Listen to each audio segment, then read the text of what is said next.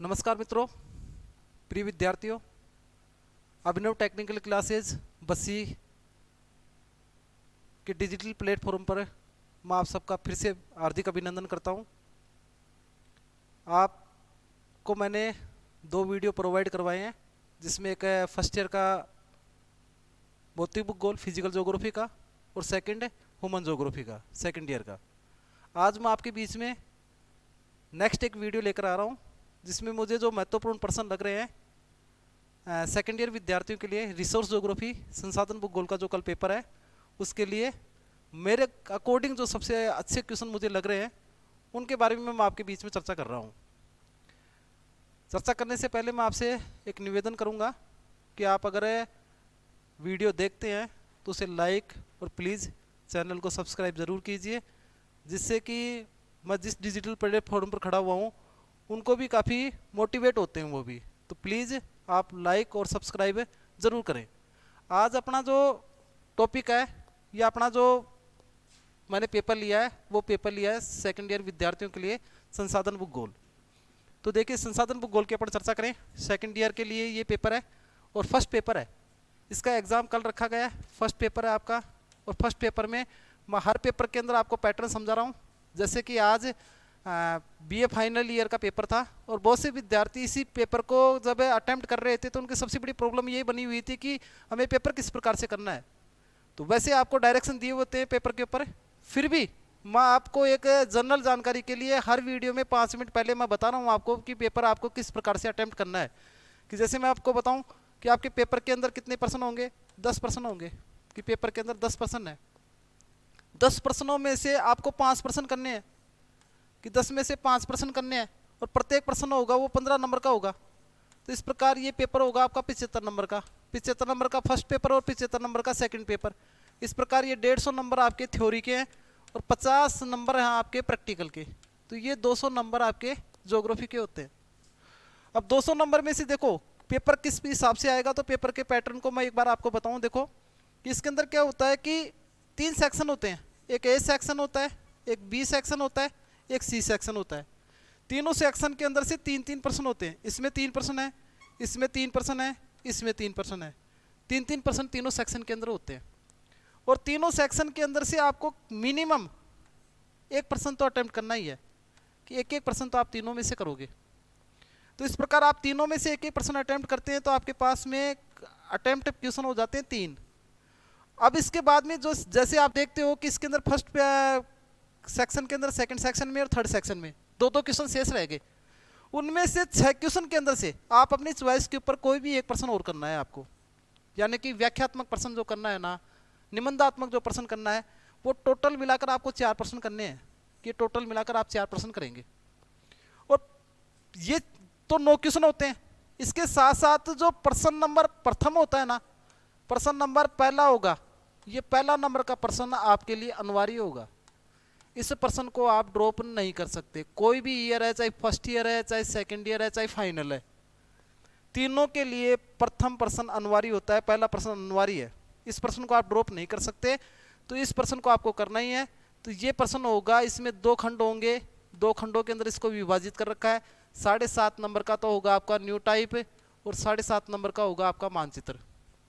इस प्रकार ये पहला प्रश्न अनिवार्य होता है 15 नंबर का। ऐसे कर कर आप कुल जो प्रश्न करते हैं वो कितने करते हैं, 5 प्रश्न करते हैं। एक प्रश्न 15 नंबर का, टोटल आप पेपर अटेम्प्ट करेंगे 75 नंबर का। ये 75 नंबर का पेपर आपके बीच में होगा। अब बात करते हैं अपन प्रश्नों की कि कौन कौन से प्रश्न इंपॉर्टेंट होते हैं। वैसे आपकी तैयारी रेगुलर अच्छी चल रही है, आप अपने पर पूरा कॉन्फिडेंस बनाकर रखिए, आपके अच्छे मार्क्स होंगे। एक ज्योग्राफी में अच्छे मार्क्स लाने के लिए देखो डायग्राम वगैरह का खूब प्रयोग करना, मानचित्र वगैरह का प्रयोग करना, मैप वगैरह बनाना, नंबर अच्छे आते हैं। रिसोर्स ज्योग्राफी की मैं बात करूं, रिसोर्स ज्योग्राफी एक प्रादेशिक भूगोल के रूप में होती है, रीजनल ज्योग्राफी होती है। इसमें थोड़ा सा लिखना बहुत इंपॉर्टेंट होता है, तो अच्छा लिखिए, शॉर्ट स्वीट लिखिए। अब प्रश्न कौन कौन से हैं वो मैं आपके बीच में लेकर आ रहा हूँ। मेरे अकॉर्डिंग ये प्रश्न है इंपॉर्टेंट, है ना। हो सकता है कि इनमें से बहुत से प्रश्न आपको मिल भी जाए, हो सकता है कि पेपर सेटर पर, माइंड पर डिपेंड करता है किस प्रकार से पेपर बना रहा है। लेकिन फिर भी मेरे अकॉर्डिंग जो पेपर इंपॉर्टेंट लगे मुझे वो मैं आपके बीच में शेयर कर रहा हूँ। तो आप एक बार थोड़ा थोड़ा थोड़ा थोड़ा उनको प्रश्न को टच कर लेना। तो प्रश्न नंबर प्रथम मैं देख रहा हूँ आपके बीच में, प्रथम प्रश्न कौन सा लिया है मैंने। देखो पहला प्रश्न मेरे अकॉर्डिंग है संसाधन भूगोल की प्रकृति, यानी कि रिसोर्स ज्योग्राफी का नेचर, कि रिसोर्स ज्योग्राफी की प्रकृति क्या है उसके बारे में आपको बताना है। क्षेत्र बताना है, इसका स्कोप बताना है कि रिसोर्स ज्योग्राफी का स्कोप क्या होता है, और इसका महत्व बताना है, इसका इंपॉर्टेंस बताना है कि रिसोर्स ज्योग्राफी का क्या महत्व होता है, संसाधन भूगोल का क्या महत्व है, उसकी प्रकृति क्या है, उसका क्षेत्र क्या है, इसकी विवेचना करनी है। क्योंकि कोई भी विषय होता है उसका सामान्य परिचय आपसे पहले उम्मीद करता है एग्जामिनर कि आप कम से कम उसके सामान्य परिचय के बारे में जानते कि नहीं जानते, सिंपल इंट्रोडक्शन उसके बारे में आपको नॉलेज है कि नहीं है। तो मैं बात करूं कि आपकी जो किताब है उस किताब का नाम ही संसाधन भूगोल है, संसाधन भूगोल। और संसाधन भूगोल को बोलते हैं फिजिकल रिसोर्स ज्योग्राफी। और संसाधन भूगोल के अंदर क्या होता है, देखो कि संसाधन भूगोल के अंदर आपको एक बात ध्यान रखनी है कि पहली तो हमें ये पता होना चाहिए कि संसाधन कहते किसे हैं, कि संसाधन किसे कहते हैं। तो संसाधन की अगर मैं मूल परिभाषा की बात करूं तो संसाधन है वो पदार्थ संसाधन कहलाते हैं जो अपनी मूलभूत आवश्यकताओं की पूर्ति करते हैं, अपनी मूलभूत आवश्यकताओं की जो पूर्ति करते हैं वो क्या कहलाते हैं, संसाधन। आवश्यकताओं की पूर्ति, जो पदार्थ हमारी मूलभूत आवश्यकताओं की पूर्ति करते हैं वो क्या कहलाते हैं, संसाधन कहलाते हैं। आपको होगे सर किस प्रकार से, तो मैं एक एग्जांपल देकर आपको बता देता हूं। जैसे देखिए आप ये मानिए कि ये कोई एक पर्वतीय श्रृंखला है, जैसे ये पर्वतीय श्रृंखला है, यहाँ से प्रारंभिक काल के अंदर भी आप देखते हो कि प्रारंभिक काल के अंदर यहाँ पर बादल बना और बादल बनने से यहाँ बरसात होती है, बरसात हुई, बरसात होने के कारण ढाल युक्त क्षेत्र के अंदर से हमेशा जल प्रवाहित होता है, ढाल युक्त क्षेत्र में जल प्रवाहित होकर जा रहा है नदी के रूप में, और कोई भी गर्त के अंदर जाकर जल गिर रहा है। तो ये प्रारंभिक काल के अंदर जब पृथ्वी की उत्पत्ति हुई थी तब भी ये कार्य हो रहा था, आज भी हो रहा है। लेकिन जब प्रारंभिक काल के अंदर ये नदी का जल बहकर और सागर के अंदर जाकर गिर जाता था तो उस समय ये क्या कहलाता था कि ये उस समय संसाधन की श्रेणी में नहीं आता था। लेकिन जैसे हमारी आवश्यकताओं की पूर्ति करने लग गया ना तो संसाधन कहलाने लगा। जैसे मैं कहूँ आपको कि आप कहोगे सर कैसे, तो देखो इसी जल के द्वारा हम क्या करने लगे, जल विद्युत का उत्पादन करने लगे, जल विद्युत इससे बनाने लग गए, टरबाइन वगैरह को घुमाकर जल विद्युत का निर्माण हम इस नदी के जल से करने लगे, तो ये हमारी आवश्यकताओं की पूर्ति करने लग गया, तो ये संसाधन कहलाएगा। इसी जल से हम क्या करने लगे, उद्योगों के अंदर है ना कच्चे माल के रूप में इस जल को प्रयोग में लेने लगे, तो हमारे लिए संसाधन बन गया। इसी जल से हमने क्या बनाई, नहरें वगैरह बनाई, और नहर बनाकर हमने सिंचाई साधनों के रूप में इसको प्रयोग करने लग गए, तो ये हमारी आवश्यकताओं की पूर्ति करने लग गया, तो क्या कहलाएगा, संसाधन कहलाएगा। जब कोई पदार्थ हमारी आवश्यकताओं की पूर्ति करेगा ना तभी संसाधन कहलाएगा, अन्यथा संसाधन नहीं कहलाएगा।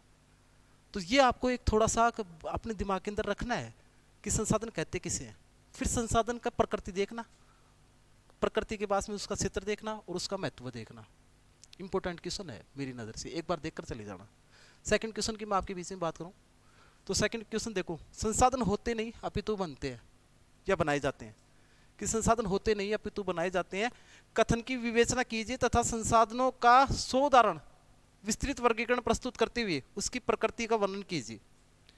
बहुत अच्छा प्रश्न है कि इसमें 3 प्रकार के प्रश्न बनते हैं। देखो कि 3 प्रकार के प्रश्न कौन कौन से होते हैं, कि एक तो संसाधन होते नहीं अपितु बनाए जाते हैं, ये होता है।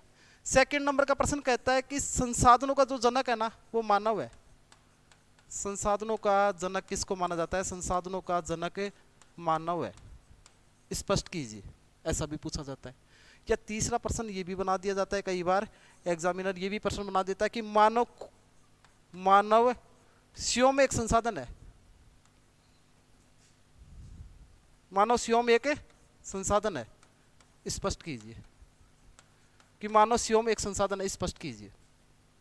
तो देखो मैंने कहा आपको संसाधन होते नहीं अपितु बनाए जाते हैं, कि संसाधन बने नहीं थे। जैसे आपने देखा नदी थी, नदी का जल प्रवाहित हो रहा था तो वो संसाधन नहीं था, लेकिन नदी के जल के द्वारा हमने क्या करना स्टार्ट कर दिया, विद्युत बनाना स्टार्ट कर दिया, सिंचाई के रूप में उस पानी को हम काम में लेने लग गए, उसी पानी को हम उद्योगों के अंदर कच्चे माल के रूप में काम में ले रहे हैं, तो उसी पानी को हम क्या कर रहे हैं, पेय जल के रूप में प्रयोग कर रहे हैं, उसका शुद्धिकरण कर कर, तो हमारे लिए संसाधन हो गया। तो संसाधन होते नहीं अभी तो कौन बनाता है, मानव बनाता है। संसाधनों का जनक इसी कारण संसाधनों का जनक किसे कहा जाता है, मानव को कहा जाता है, कि संसाधनों का जनक कौन है, मानव है, कि संसाधनों का जनक मानव है, स्पष्ट कीजिए। तो मानव बनाता है, इसलिए मानव ने सारे अपनी आवश्यकताओं की पूर्ति के लिए इनका निर्माण किया है। इसके कारण इसे क्या कहते हैं, मानव को संसाधनों का जनक कहा जाता है। और मानव स्वयं में एक संसाधन है। हाँ है। आप कहोगे सर कैसे है, तो एग्जाम्पल मैं देता हूँ कि एक व्यक्ति दूसरे व्यक्ति के जैसी आवश्यकताओं की पूर्ति करता है। फॉर एग्जाम्पल मैं कहूँ कि एक शिक्षक होता है, विद्यार्थियों को पढ़ाता है, तो पढ़ाता है तो वो एक संसाधन के रूप में कार्य कर रहा है, आपको पढ़ाने का कार्य कर रहा है। तो मानव को क्या हो गया, स्वयं एक संसाधन हो गया। अब इसका क्या है, विस्तृत वर्णन करना है आपको, आपको बताना है इसके बारे में। संसाधनों का 100 उदाहरण बताइए, संसाधन कितने प्रकार के होते हैं, कौन कौन से होते हैं, उनका वर्गीकरण प्रस्तुत कीजिए। बहुत अच्छा प्रश्न बनता है, अच्छी तरह से आप, बहुत अच्छा डायग्राम बनेगा, डायग्राम बनकर इसके ऊपर बहुत विस्तार से आप चर्चा कर सकते हो और इसकी प्रकृति की विवेचना कीजिए। इंपॉर्टेंट है, देख लेना एक बार। नेक्स्ट क्वेश्चन की मैं आपके बीच में बात करूं कि घटते वन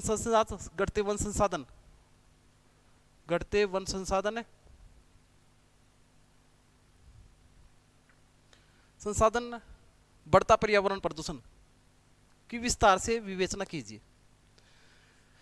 कि वन संसाधन घटता जा रहा है और बढ़ता पर्यावरण प्रदूषण। भाई आप जानते हो कि हम लगातार अपनी आवश्यकताओं की पूर्ति के अंदर अन्धाधुंध, हम जो होड़ लग रही है पूरे विश्व के अंदर, प्रतिस्पर्धा जो बनी हुई है, कंपटीशन जो बना हुआ है नंबर 1 पोजीशन के लिए, इसके लिए हम संसाधनों का क्या कर रहे हैं, दुरुपयोग करते जा रहे हैं। लगातार आवश्यकता से ज्यादा संसाधनों का विदोहन करते जा रहे हैं, जिसमें सबसे ज्यादा हमें जो क्षति हुई है ना, वो वन संसाधन पर हुई है। वन संसाधन को हमने बहुत ज्यादा प्रभावित किया है। इसका परिणाम हमारे सामने क्या निकल कर आया, पर्यावरण प्रदूषण बढ़ गया। और पर्यावरण प्रदूषण बढ़ने के बाद में अब धीरे धीरे ये समझ बनने लगी है कि हमने वन संसाधन को समाप्त कर दिया। इसके कारण ये समस्या हमारे सामने आई। आपने पिछले दिनों में देखा होगा कि कोरोना काल के अंदर ऑक्सीजन का बहुत अभाव आया। उसका रीजन क्या था, अगर आपको वास्तविकता में अपन देखें ना, तो हमने पेड़ों की जो कटाई की ना, उसका परिणाम हमारे सामने आया। तो पर्यावरण प्रदूषण बढ़ता जा रहा है। तो वन संसाधन के ऊपर, घटते वन संसाधन के ऊपर आपको विचार प्रकट करने कि घटते वन संसाधन से पर्यावरण प्रदूषण किस प्रकार से बढ़ रहा है और उसकी विस्तार से व्याख्या करनी है। इजी प्रश्न है, कर सकते हो आराम से। नेक्स्ट प्रश्न की मैं बात करूं आपसे कि मत्स्य पालन के लिए आदर्श विकास के लिए आवश्यक दशाओं को समझाइए। मत्स्य पालन यानी मछली का जो पालन किया जाता है ना, मछली पालन किसके अंतर्गत आएगा। जैसे मैंने कल आपसे चर्चा की थी कि मत्स्य पालन का जो कार्य किया जाता है ना, वो प्राथमिक व्यवसाय के अंतर्गत किया जाता है। कि मत्स्य पालन का व्यवसाय किसके अंतर्गत किया जाता है, प्राथमिक व्यवसाय के अंतर्गत किया जाता है। तो मत्स्य पालन कहाँ पर होगा, तो मछली उत्पादन के लिए आप देखोगे ना, तो मछली उत्पादन के लिए कुछ अनुकूल दशाएं होती हैं। जैसे मैं कहूँ कि मछली का जो प्रमुख भोजन होता है ना, वो प्लेंक्टन नामक वनस्पति होती है। ये प्लेंक्टन नामक वनस्पति समुद्र में जहाँ पर पाई जाती है ना, वहाँ पर मछली उत्पादन बहुत ज़्यादा होता है। क्योंकि बढ़ती जनसंख्या जिस प्रकार से बढ़ रही है जनसंख्या, उसी दर से अगर हम देखेंगे ना, तो खाद्य पदार्थों का लगातार कमी आती जा रही है और भुखमरी बढ़ती जा रही है। उस भुखमरी को अगर हम देखते हैं कि भुखमरी पर कंट्रोल कैसे किया जा सकता है, तो मत्स्य पालन को बहुत ज़्यादा प्रायोरिटी दी जाती है। क्योंकि पृथ्वी के 71% भाग पर जल है और 71% भाग पर मत्स्य पालन का कार्य बहुत गहनता से किया जाता है। हमारे राजस्थान का दुर्भाग्य है कि हमारे नज़दीक कोई समुद्री तट रेखा नहीं है। बाकी समुद्री तट रेखा के पास जितने भी क्षेत्र है ना, वहाँ पर मत्स्य पालन का कार्य बहुत बहुलता से किया जाता है। अब कहाँ कहाँ पर किया जाता है, जैसे फॉर एग्जांपल मैं कहूँ कि जहाँ ठंडी और गर्म जलधाराएं आपस में मिलती है ना, ठंडी गर्म जलधारा और गर्म जलधारा जहाँ पर मिलती है, वहाँ पर मत्स्य उत्पादन बहुत ज़्यादा होता है उस जगह पर। एक छिछले समुद्र के ऊपर, समुद्र की गहराई कम होनी चाहिए, वहाँ पर मत्स्य पालन वगैरह बहुत होता है। तो ये क्या है कि कुछ आदर्श दशाएं होती हैं, वो आप देखोगे ना तो इजी वे पर मिल जाएंगे आपको। विश्व में मत्स्य पालन क्षेत्रों का विस्तार से भौगोलिक वर्णन कीजिए कि विश्व के अंदर मत्स्य पालन कहाँ कहाँ पर होते हैं। जितने भी बैंक है ना, बैंक का मतलब आप यहाँ पर ज्योग्राफी के अंदर बैंक का मतलब सीधा सिंपल याद रखना, बैंक जहाँ पर आ जाए ना वर्ड लिखा हुआ, वो मत्स्य पालन क्षेत्र है। कि बैंक जहाँ पर लिखा हुआ है ना, तो बैंक का मतलब ही यहाँ पर मत्स्य उत्पादन से होता है। तो मत्स्य उत्पादन के लिए आपको देखना है। नेक्स्ट क्वेश्चन की अगर मैं बात करूं आपसे, विश्व में कोयले का वितरण, उत्पादन एवं महत्व का विस्तार से वर्णन कीजिए। कोयला, कि कोयला कहाँ कहाँ पर पाया जाता है। इसके साथ साथ एक पेट्रोलियम पदार्थ का और याद करेंगे आप, पेट्रोलियम, कि विश्व में पेट्रोलियम की क्या स्थिति है। क्योंकि ये दोनों ऊर्जा के अच्छे साधन माने जाते हैं। सबसे बेटर साधन है ना, सबसे ज्यादा डिमांड है ना ऊर्जा संसाधनों में, वो सबसे ज्यादा किसकी है, कोयले की और पेट्रोलियम पदार्थ की है।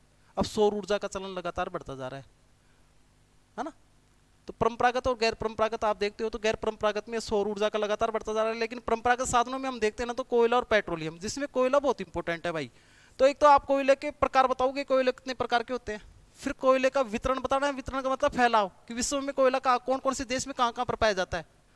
मुझे याद आता है कि जब मैं नया नया शिक्षक बना था, पढ़ाना मैंने प्रारंभ किया था, तो एक बार मैं एक कक्षा ले रहा था, और कक्षा में आप जानते हो कई प्रकार के विद्यार्थी बैठते हैं, बहुत माइंड के स्टूडेंट होते हैं, और मेरा नया नया दौर था, उस समय मैं शिक्षक बना ही था। तो मैंने ये टॉपिक पढ़ाना स्टार्ट किया था कि कोयले के बारे में पढ़ा रहा था मैं एक बार। तो मैंने ऐसे जिज्ञासापूर्ण प्रश्न पूछा कक्षा के अंदर कि बताइए विश्व में सबसे ज्यादा कोयला कहाँ पर मिलता है। तो मुझे याद है कि एक बच्ची थी, वो बहुत ज्यादा मतलब एक्स्ट्रा ऑर्डिनरी थी, बोलती बहुत थी वो। तो बच्चे थे जो क्लास के अंदर, उन्होंने कईयों ने हाथ ऊपर किया कि सर मैं बताऊं मैं बताऊं। तो मैंने देखा कि लगभग लगभग को इग्नोर कर कर मैंने उसी लड़कियों को खड़ा कर दिया कि जो थोड़ा सा एक्स्ट्रा ऑर्डिनरी थी।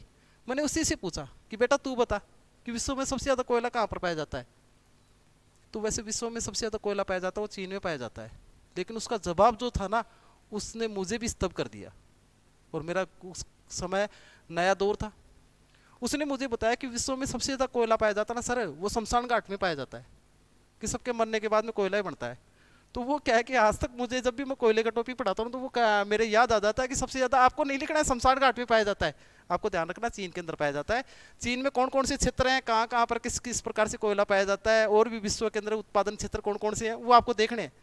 तो उत्पादन क्षेत्र बताना है आपको तो एक तो, और सेकंड क्या बताना है, उसका महत्व बताना है कि कोयले का क्या महत्व है। ऊर्जा संसाधन के रूप में मैंने बताया सबसे ज़्यादा प्रयोग किया जाता है वो कोयले का किया जाता है। नेक्स्ट प्रश्न क्या अगर अपन चर्चा करें, जनसंख्या का प्रादेशिक वितरण। आप जानते हो कि जनसंख्या जो पाई जाती है ना, वो सभी जगह पर समान रूप से नहीं है, असमान रूप से पाई जाती है। जनसंख्या असमान रूप से है, कहीं पर जनसंख्या का बसाव है ना वो बहुत ज़्यादा है, और कहीं पर जनसंख्या का बसाव बिल्कुल नगण्य पाया जाता है। सबसे अच्छा एग्जाम्पल मैं अगर आपके बीच में बात करूँ ना, तो समुद्र का जो तटीय क्षेत्र है ना, वहाँ पर मानव बसाव सबसे ज़्यादा पाया जाता है, क्योंकि वहाँ पर सबसे अनुकूल जलवायु होती है मानव के लिए। मानव बसाव वहाँ पर बहुत ज़्यादा पाया जाता है। कई क्षेत्र ऐसे हैं जो वीरान है, विरल है, बिल्कुल जनसंख्या पाई नहीं जाती है। वो क्षेत्र कौन से होंगे, जो कठोर क्षेत्र होंगे ना, जैसे बहुत ज़्यादा उष्ण क्षेत्र है तो वहाँ पर मानव बसाव नहीं पाया जाएगा, बहुत ज़्यादा शीत क्षेत्र है तो वहाँ पर मानव बसाव नहीं पाया जाएगा।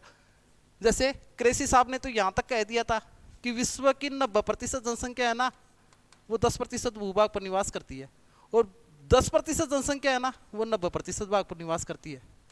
इसका मतलब मैं ये कह सकता हूँ कि विश्व के अंदर जो मानव के अनुकूल क्षेत्र है ना वो 10% ही है, जहाँ पर सबसे ज़्यादा जनसंख्या निवास करती है। 90% क्षेत्र है ना वो तो विरल है। अब कहाँ कहाँ पर किस किस प्रकार से जनसंख्या फैली हुई है, उसका वितरण किस प्रकार से पाया जाता है, फैलाव किस प्रकार से पाया जाता है। जनसंख्या घनत्व है, घनत्व का मतलब क्या होता है, प्रति वर्ग किलोमीटर जो मानव का बसाव पाया जाता है ना, उसे जनसंख्या घनत्व कहते हैं। कि 1 किलोमीटर के अंदर या 5 किलोमीटर के अंदर या 10 किलोमीटर के अंदर, अलग अलग देशों का अलग अलग क्राइटेरिया होता है कि प्रति किलोमीटर जितना मानव बसाव पाया जाता है ना उसे जनसंख्या घनत्व कहते हैं। प्रादेशिक प्रारूप को प्रस्तुत कीजिए। जनसंख्या घनत्व है वह जनसंख्या वृद्धि। देखो जनसंख्या वृद्धि, अब जैसे जनसंख्या वृद्धि किसे कहते हैं वो एक बार आपको मैं बताता हूँ कि जनसंख्या वृद्धि किसे कहते हैं। कि जनसंख्या वृद्धि, जनसंख्या वृद्धि किसे कहा जाता है, जनसंख्या वृद्धि के बारे में अपन चर्चा करते हैं कि जनसंख्या वृद्धि किसे कहते हैं।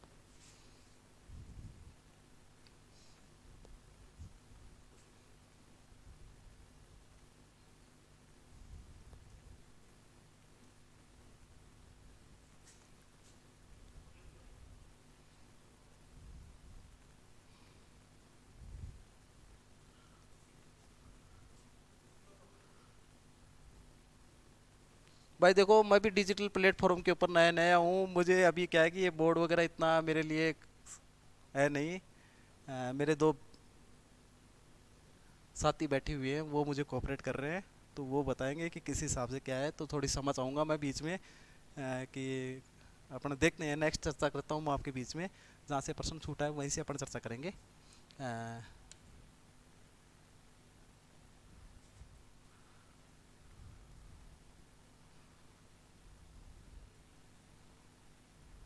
ठीक है, वापस से अपन देख लेते हैं एक बार जनसंख्या वृद्धि किसे कहते हैं। तो बहुत से विद्यार्थी के लिए तो ये कन्फ्यूजन होता है कि सर जनसंख्या वृद्धि किसे कहेंगे।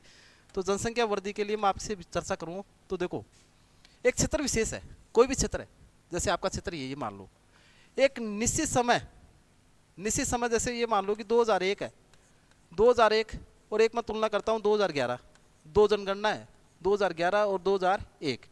एक निश्चित समय अंतराल के बीच में जो जनसंख्या में जो परिवर्तन होता है ना, उसे जनसंख्या वृद्धि कहते हैं। फॉर एग्जांपल मैं कहूँ कि जैसे कोई क्षेत्र है, इसके अंदर वर्तमान के अंदर है, सॉरी 2001 के अंदर 5000 जनसंख्या थी और 2011 के अंदर वहाँ पर 6000 जनसंख्या हो गई, तो जो जनसंख्या में परिवर्तन हुआ ना, 1000 जनसंख्या जो बढ़ी है वो जनसंख्या वृद्धि कहलाएगी।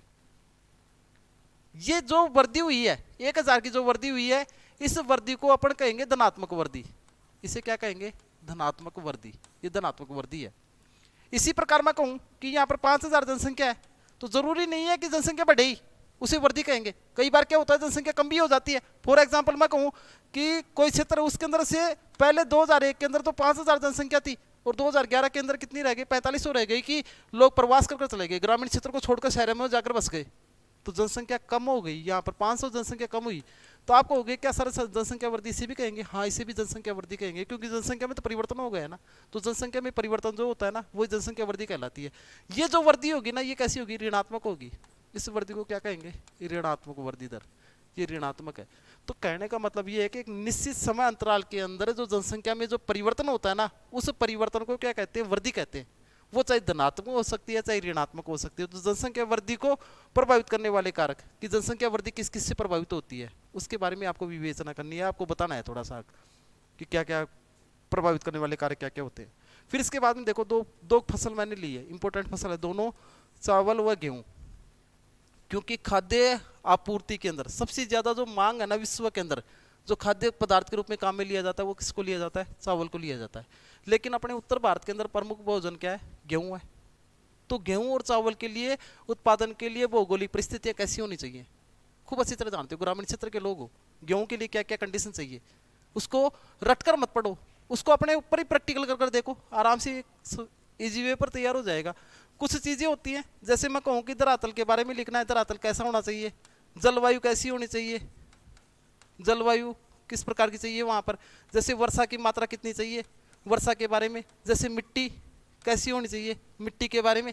तो ऐसे कुछ पॉइंट है, इनकी तुलना कर पढ़ोगे ना तो आराम से आपसे तैयार हो जाएगा ये प्रश्न कि उत्पादन के लिए भौगोलिक परिस्थितियां बतानी है, उत्पादन व विश्व वितरण, कि विश्व के अंदर चावल का सबसे ज्यादा उत्पादन कहाँ पर होता है, फिर सेकंड नंबर पर कौन है, थर्ड नंबर पर कौन है, फोर्थ नंबर पर कौन है, ये बताना है। इसी प्रकार गेहूं के बारे में बताना है, तो हो जाएगा ये प्रश्न, है ना। नेक्स्ट देखते हैं अपने, विश्व में चाय।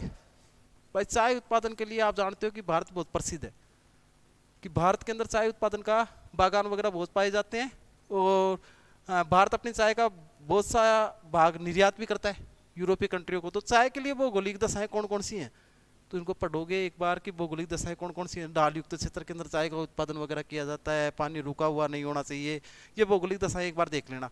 और उत्पादन की विवेचना कीजिए कि कौन कौन से देश प्रथम स्थान पर है, सेकंड है, थर्ड है, फोर्थ है, फिफ्थ है, सिक्स है, ये आपको क्रम देखना है। 2-2, 5-5 स्थान उनके याद रखने हैं। तो चाय के बारे में, चावल के बारे में और गेहूं के बारे में, तीनों को आपको एक बार देखना है। नेक्स्ट देखोगे आप भूमध्य सागरीय कृषि। कृषि के कई प्रकार होते हैं, कि कृषि के कई प्रकार बताए गए हैं, अलग अलग विद्वानों ने अपने अपने अनुसार विभाजन किया है। लेकिन मुझे जो इंपॉर्टेंट प्रश्न लगा ना, वो भूमध्य सागरीय कृषि लगी। अब आप ध्यान रखना है कि एक तो भूमध्य सागरीय कृषि है ना, भूमध्य सागर के चारों तरफ होती है। इसके अलावा अमेरिका के अंदर है, दक्षिणी अफ्रीका के अंदर है, ऑस्ट्रेलिया के अंदर भी इसका भूभाग पाया जाता है।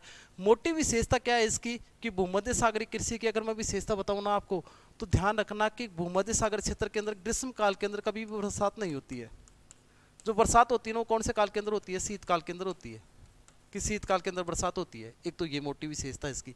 सेकंड, अगर मैं विशेषता की बात करूं तो इसमें ध्यान रखना है, इसके अंदर सबसे ज़्यादा खट्टे फलों की खेती होती है।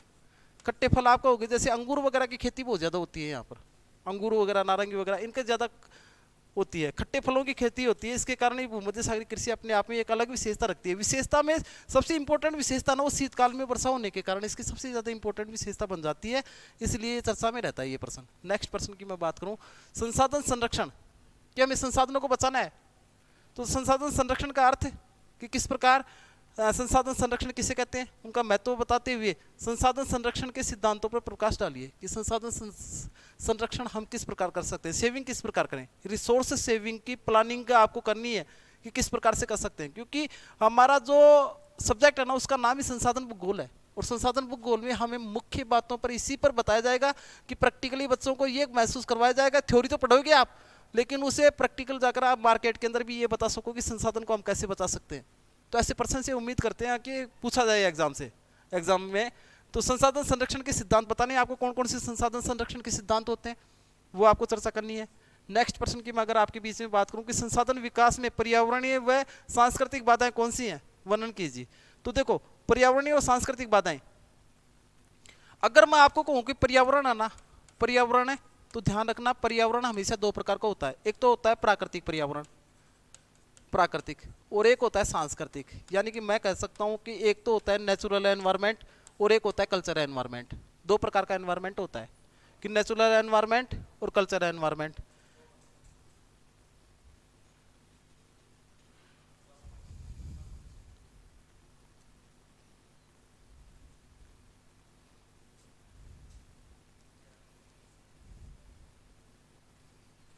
सॉरी भाई, आज थोड़ा सा प्रॉब्लम आ रही है।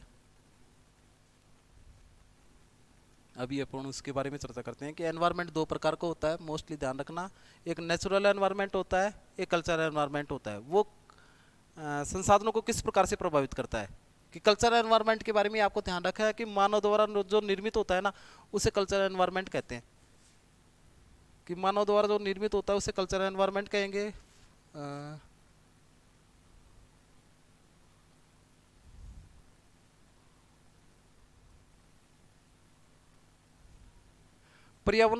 पर्यावरणीय एवं सांस्कृतिक बाधाएं कौन सी हैं, कि पर्यावरणीय और सांस्कृतिक बाधाएं कौन कौन सी हैं। तो सांस्कृतिक वातावरण कौन सा होता है, जो मानव निर्मित जो पर्यावरण होता है ना, उसे सांस्कृतिक पर्यावरण कहा जाता है। कि मानव के द्वारा जो निर्मित होता है वो सांस्कृतिक पर्यावरण कहलाता है। और एक नेचुरल होता है, वो संसाधन विकास में किस प्रकार प्रभावित करता है उसके बारे में आपको वर्णन करना है। नेक्स्ट पर्सन की अगर मैं बात करूं आपसे, सतत पोषणीयता। सतत पोषणीयता का मतलब क्या होता है, कि सतत पोषणीयता का मतलब होता है कि सतत पोषणीयता से अगर मैं आपसे बात करूं तो सतत पोषणीयता का मतलब होता है कि संसाधनों का हमें इस प्रकार से प्रयोग करें कि संसाधन को सुरक्षित रखा जा सके। कि संसाधन क्या होते हैं कि निश्चित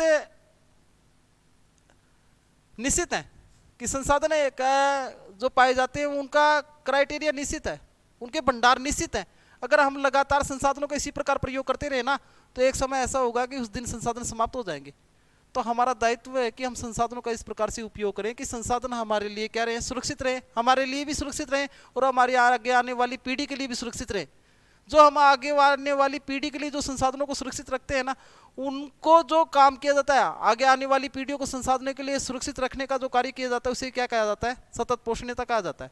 कि आपसे पूछा जाए कि सतत पोषणीयता किसे कहते हैं, तो सतत पोषणीयता के बारे में ध्यान रखना है कि आगे आने वाली पीढ़ी के लिए हम संसाधनों को सुरक्षित रखें, उसे सतत पोषणीयता कहते हैं।